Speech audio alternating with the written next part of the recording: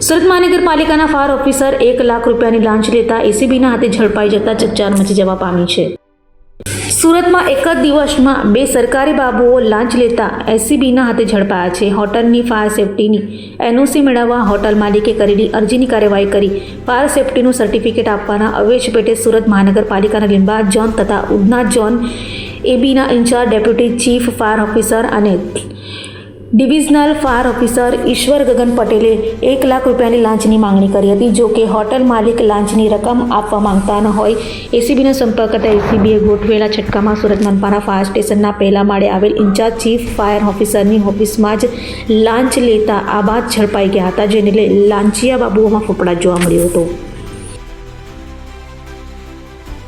જી, ગત રોજ એસીબીમાં ફરિયાદ મળેલી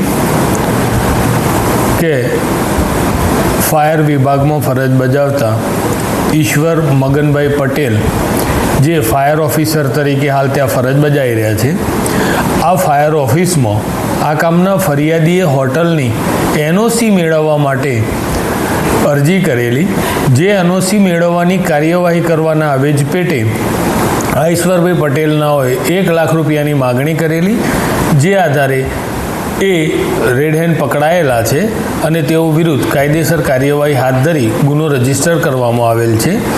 આ ઈશ્વરભાઈ પટેલ 1999થી ફાયર વિભાગમાં ફરજ બજાવે છે, જેઓનો હાલનો પગાર 95,000 રૂપિયા છે.